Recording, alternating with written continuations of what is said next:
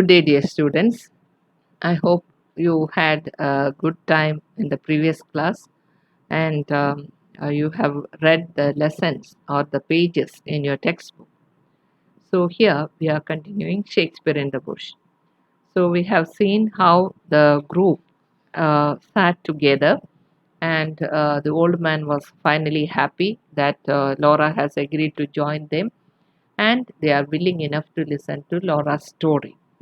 And he also gave, the old man also gave her the assurance that they are not going to criticize her because they knew that she is comparatively new to their language, learning their language, and so she must be given a leniency. And the one condition that they have is that she must answer certain things or even explain certain things because their world is totally different. And when they tell the story, Laura also asked the questions, and they used to explain to her those difficult words or even customs. Likewise, they agreed on this exchange. And so decided that it is better to tell them the story of Hamlet, and she also wants to prove that the theme of Hamlet is universal. So everyone is now ready to listen to Laura's story. Now they are ready with wooden pipes fitted, they are ready for smoking, beer at hand. They all sat back to listen to the storytelling of Laura. And outside it is pouring. The rains have already started. Laura started her story. Not yesterday, but long ago, a thing occurred. Not yesterday, because long time back is the exact word, but she is using the exact translation of their language here. And so something happened. One night, three men were keeping watch, and the three men keeping watch saw the former chief approach them because she used the term former chief here because there is no term like king in their language. They have chieftain, chief, etc., and the tribe, but no king. So naturally, she can't use the term king because there will be questions. They saw three men keeping watch, saw the former chief approach them. Because she is not using the term ghost or king, she had to use this term, exact term, to explain it to them. Immediately came the first question. Why was he no longer their chief? And Laura explained he was dead. That's why he is no longer their chief. So a person who is dead appears, approached them, means came over to the living people. Immediately another question came, another reply came, impossible. He, Laura said the chieftain is no longer living, he was dead. And next came the reply, impossible. And then they started talking among themselves. It is impossible for a dead man to appear to living men.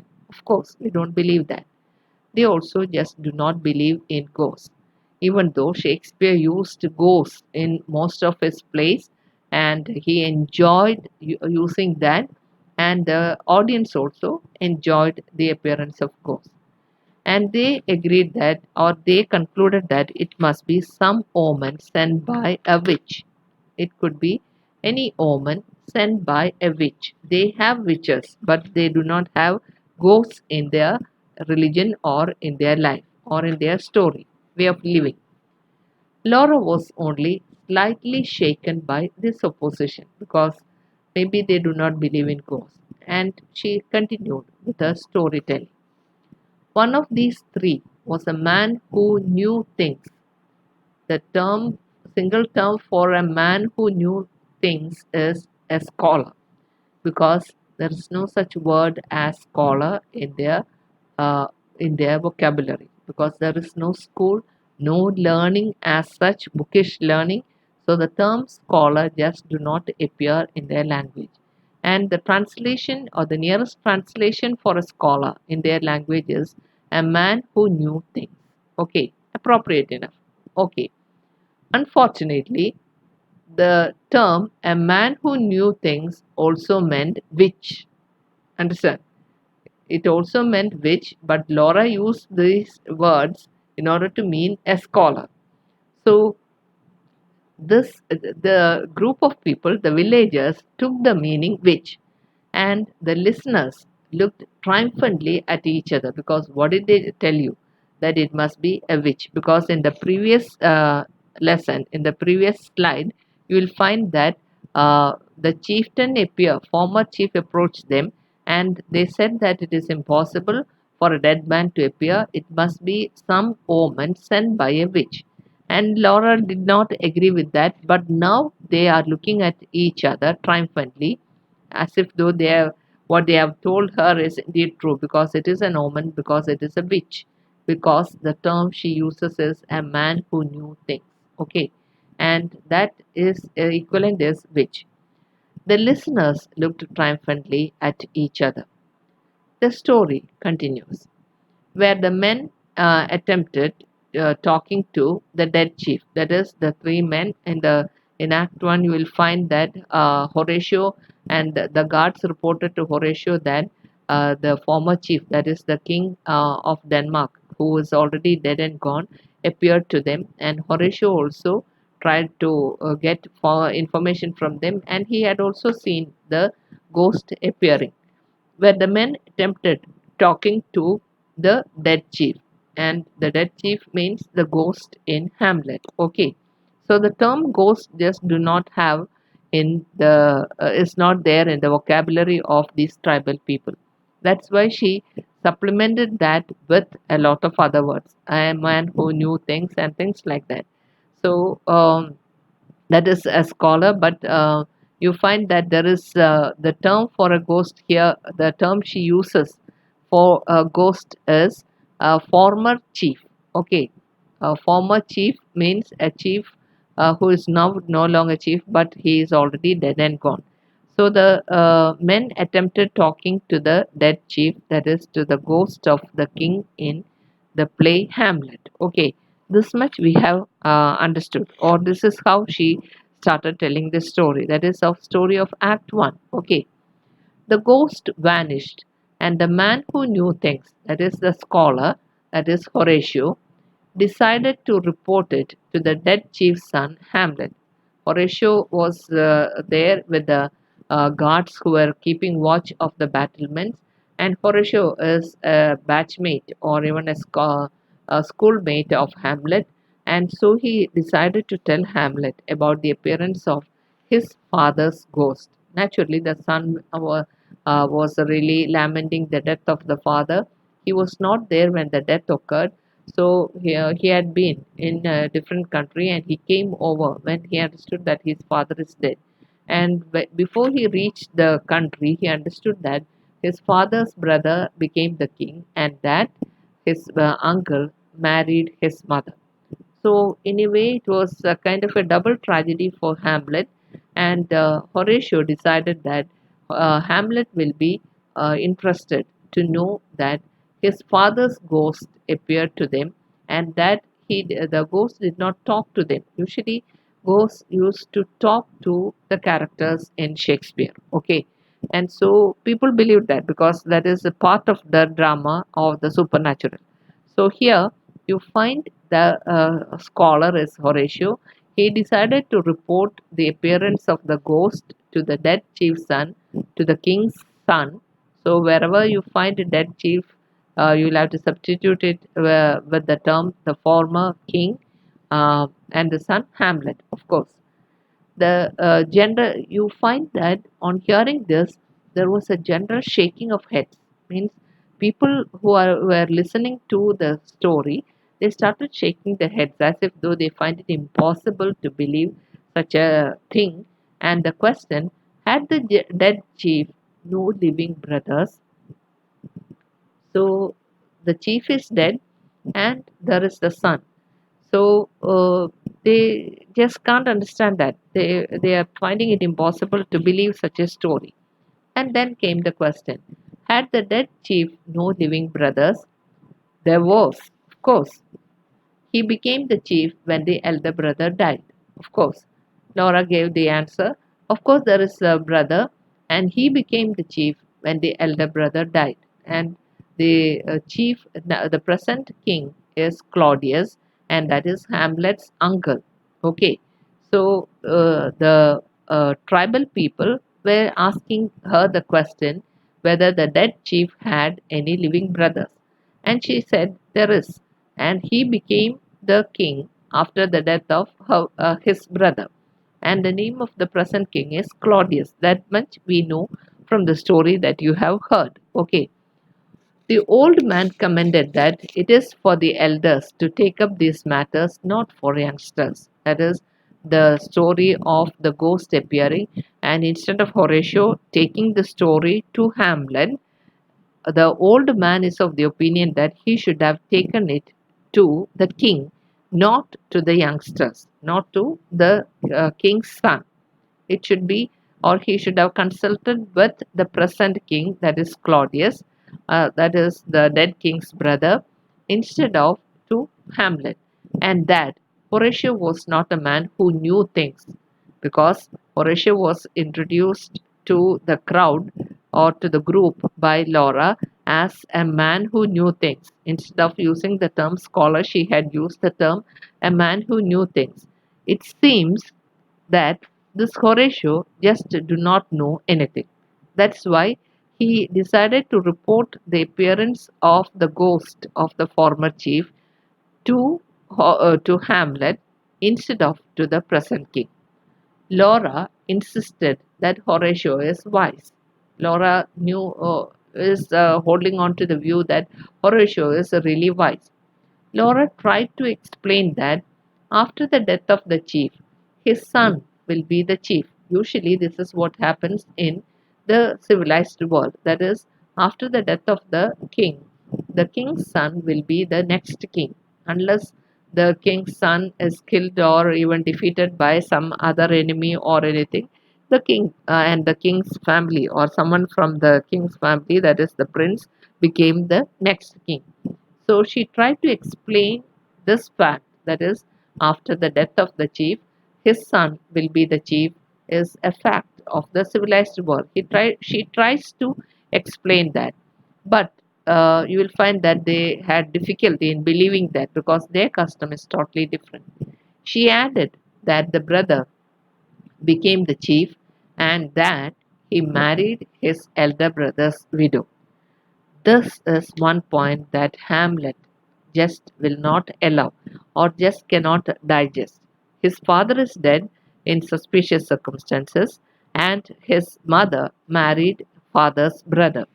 And there is no evidence of any wrong play or even any wrongdoing. Everything is packed, and there is not a whisper of a doubt anywhere.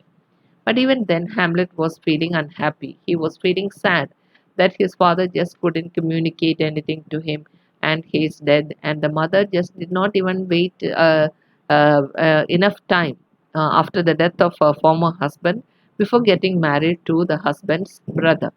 And so Laura very forthrightly added that the king's brother, the former chief's brother, became the chief, and also that he married his elder brother's widow. So she thought that this is indeed something that people will protest against. But contrary to all her expectation, this fact was accepted by the group as a wise decision.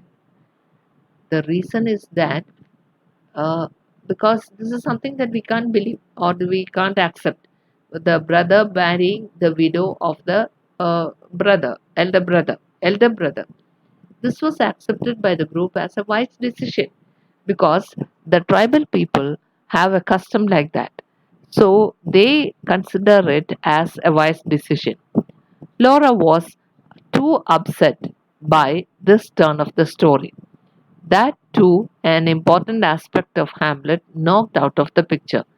The reason they give is elaborated in your textbook. The reason is that if if a chieftain is dead and the wife is a widow, who will look after her field and will do the cultivation?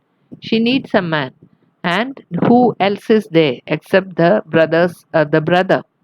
And by the brother being the husband of his brother's wife, will be looking after the family and the children, his brother's children, as his own. That is quite easy for them to understand because that is the way things are done in their tribal in their tribal village, and they consider it as a wise decision. But Laura was upset. You can understand this because this turn of the story, the brother marrying the wife within no time at all and becoming the chief, is indeed a too important aspect of Hamlet, and that was knocked out of the picture.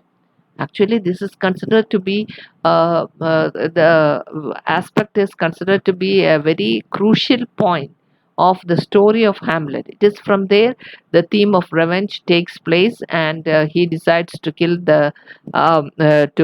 Claudius because the ghost of his father told him that he was killed by his uncle, and so he was waiting for an opportunity to kill his uncle, and he had nothing against his mother, but he must take revenge, otherwise his father's ghost will not be satisfied. That is the important fact, and even that was just dashed out of the picture by the acceptance of the group and their remark that it is indeed a wise decision. The younger brother had taken a wise decision. He married the widow of his elder brother and accepted her family, her children, as his own. And moreover, he is looking after their house, and that is the tribal area, and that is being the kingdom. And what is wrong about it? But everything is wrong about this particular aspect in Hamlet, and that is why Laura was too upset by this turn of the story. They have another question for Laura. So they really wanted to know what is indeed um, uh, unusual about this. So here you find that Laura is indeed upset by the way the story is being taken out of her hand. She has no say in this matter, and Shakespeare is just pushed to one side. Shakespeare's storytelling capacity is pushed to one side. New interpretation for the story is being introduced here. So no, Laura has nothing to do except to just accept it because they will not understand what she is trying to say because their custom is totally different. To them, this was a wise decision. To the people of England, it is a wrong decision, and Shakespeare had played upon that wrong decision and made it a tragedy. And this tragedy is what Laura is trying to tell the people as a very important story. But to them, this understanding will not come because to them it is a very important decision, and a very wrong decision is now understood as a very good decision. That opposition or the opposite of the decision is that which makes it impossible for Laura to continue with the story because the punch of the story is really taken away by the acceptance of the decision as a wise decision by the tribal people. So, what is there about a revenge? What is there about taking revenge on the uncle? It is just knocked out of the picture. So, how can she continue with her story? You find the story, that is Shakespeare's Hamlet story, taking a wrong turn when Laura starts telling it. She thought that there is only one possible meaning for Shakespeare's Hamlet or the story that is portrayed there. She never ever thought, not even in her dreams, she ever thought that there could be a possibly different interpretation to the story like the one that she is being given by the group of people in the hut drinking beer and smoking their pipe.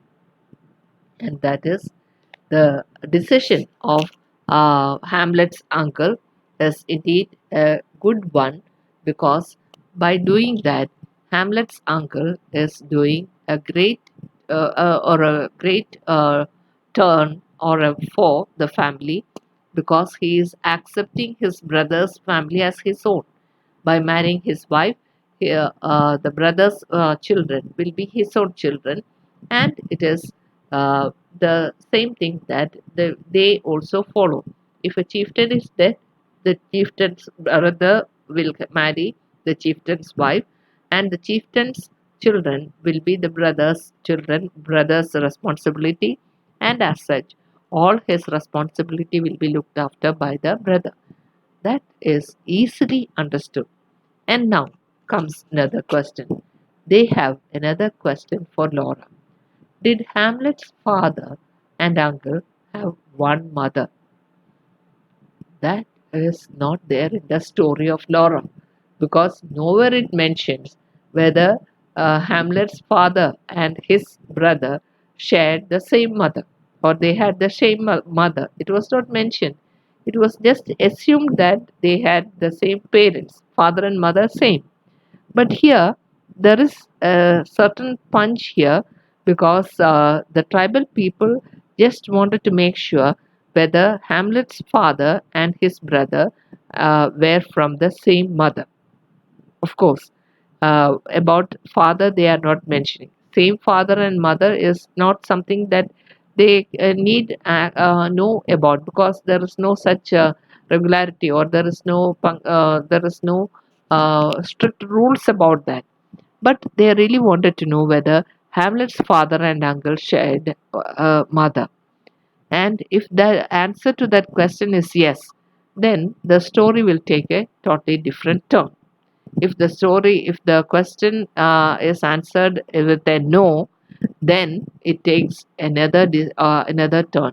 And so instead of the one turn that Laura puts before the group, they now have more than two, or possibly more than two turns or variations for the story. And now Laura is terribly upset because Laura had not done much research on Hamlet's father and uncle having one mother, because it is not there in the story, because Shakespeare had not really mentioned anything like that. Or else he'll have to, or Laura will have to search the records, chronicles, and find out for herself whether Hamlet's father and her and his brother, that is Hamlet's father's brother, had one mother. So that is not something that the English people will question, because they do not want to know anything about it. They just wanted to know whether Hamlet's father was killed by his uncle, and what is his motive in marrying his mother, that is Hamlet's mother. And Hamlet also would like to know these aspects. He would like to know why such a thing happened in his absence, and why the king or his uncle did not wait for him to come back to the country to become the king and to marry his mother. Somehow or other, the mother also did not wait for the son to come home for before marrying the before marrying her husband's brother. So in a way, there is a twist here, and it is out of that twist the real tragedy happens. And this is why, because the ghost told Hamlet that he was killed by his brother, and Hamlet had this idea of killing Claudius, the present king, who is also his uncle, and taking revenge on his father. That was the real theme of Hamlet, and now that theme is just taken out of that story by the group of people who are listening to the story, the tribal people, and the tribal group where Laura is visiting and where Laura is trying to get information from, and she is studying that group, being an anthropologist, and now she is totally upset because the story is now taken from her hand by this group, and it is being dissected, and now there is nothing for her to hold on to, because once this is accepted as a wise decision, what is the purpose of continuing with the story? There is no purpose. Everything is okay. So there is no story after that. Story is over. But Laura knew that the story is different, and the people of the Western civilization will have a totally different rule with which they lived. and the Thai people lived with a totally different set of rules. And it is that difference that makes them accept the decision of the younger brother marrying the elder brother's wife as the wise decision. And then he becomes the chieftain, and there is no king, only chieftain. So, in a way, you find that these things are something that is totally out of our hand. No wonder the other man, that is the man in England, mentioned to Laura that there is a possibility for a different version of the story of Hamlet. And now Laura is confronting that different possibility, and she just do not know what to do about it. She has nothing to do except to continue with the story in a different manner. Somehow or other, she will have to finish her story. They are all listening to her and they are waiting for her story. And they had already excused her for not being adept in the art of using their language because she is new to the language, and had given her a lot of excuse, a lot of leverage. Otherwise, they would have asked her questions, criticized her, and would have asked for the clarity of certain aspects. But now nothing is there, and Laura herself just do not know how to continue with the revenge theme of Hamlet, because there is no revenge according to the group. Because according to the tribe, he had done a good deed, and it is a wise decision. So what is there for revenge? Laura is now standing with that question and troubled, and just do not know how to continue with the story. Okay, so here you find how civilizations change and manners also change, and how the storyline also change. Each one provides with a question, each one voices a protest, and so the story takes a totally different turn. Shakespeare had told a story, that is one person's storytelling. Now Laura is telling a story, and the others are contributing to the development of the story in their own manner by their questions. That is their opinion. It is different voices expressing their opinion. I hope you'll keep this in mind and we'll continue with the story in the next class. Thank you.